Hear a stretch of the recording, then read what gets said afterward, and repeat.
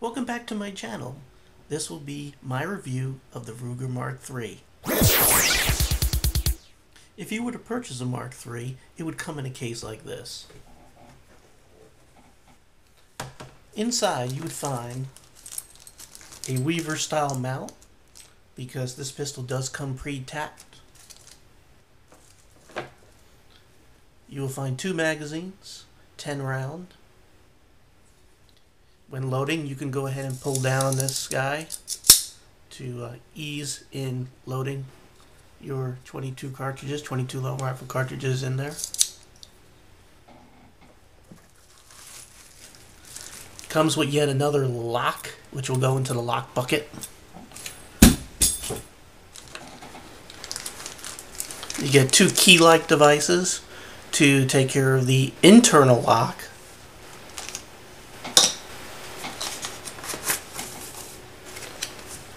I can't say enough how important it is for you to join the NRA if you're a gun owner, and Ruger gives you a special offer of $10 off the standard yearly subscription. You get your Ruger Mark III manual,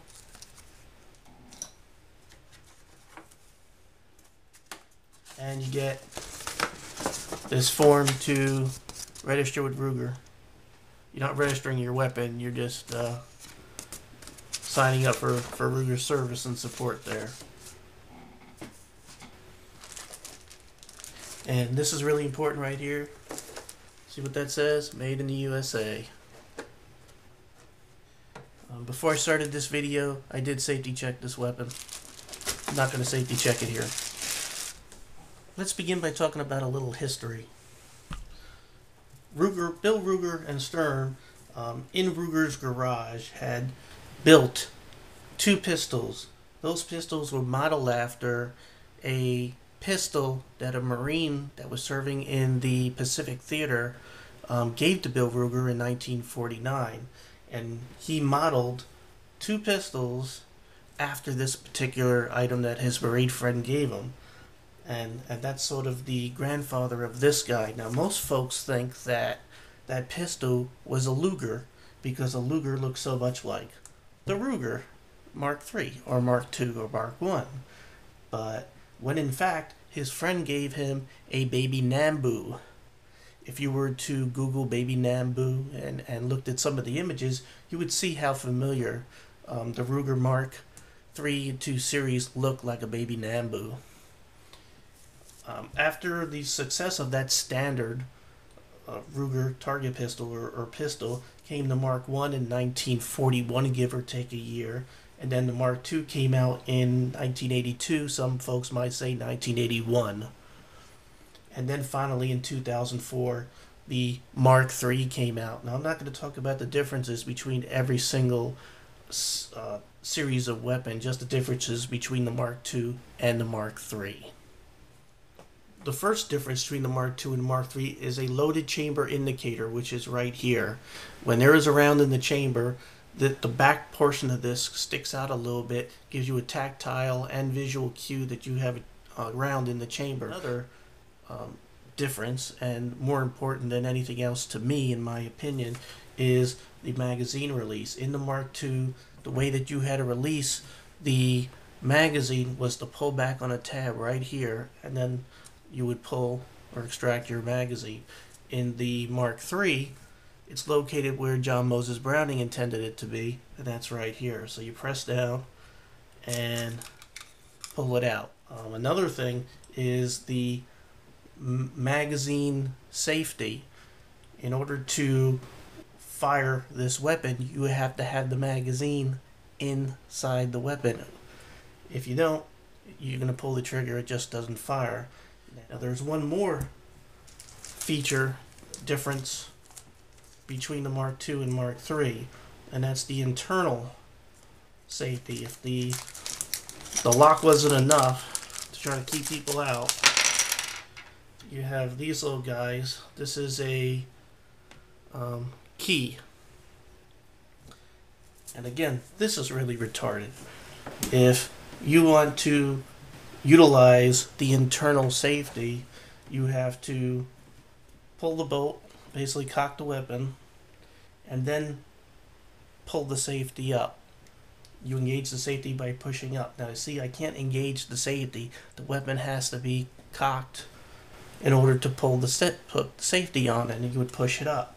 After you pushed it up, then you would insert this key into this hole here, and you would turn it until it locks the weapon, which means you basically lock it when it's cocked. I don't like to leave my weapon. And I bet you were wondering what this was here. A mallet. The first time I had to disassemble this weapon, it took 30 minutes to get the barrel off the frame.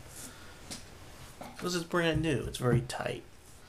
So you need, in my case, a 28-ounce mallet, bang it on the back of this thing to finally break the barrel off the frame.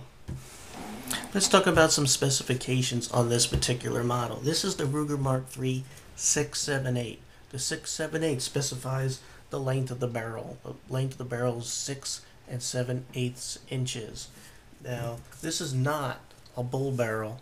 This is the Target model. The Target model has a slightly tapered barrel, but it's not tapered as aggressively as the standard Mark III. But it's not quite as thick on the end as your bull barrel. I chose this because I'm saving 3 ounces. This pistol is 42 ounces, so it's a pretty heavy pistol. That really stands out is the grip angle. The grip angle is 33 degrees. When I first picked this pistol up and pointed it, that front sight was very high. It's very high because of that steep angle compared to, let's say, a 1911, which is approximately 13 degrees.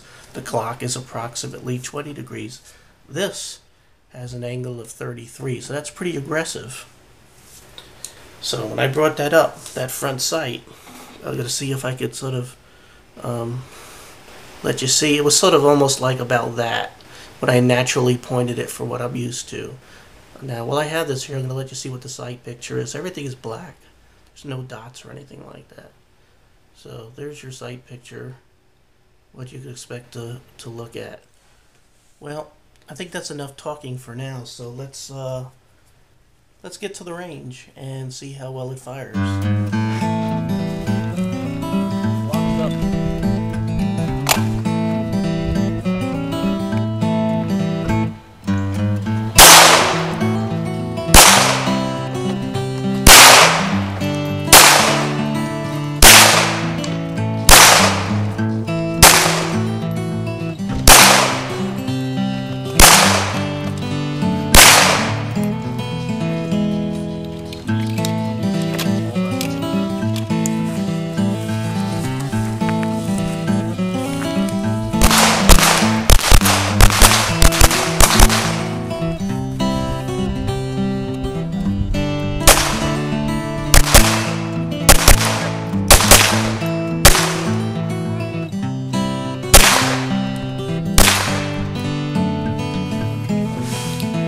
Okay, I'm back, and it looks like that you're back.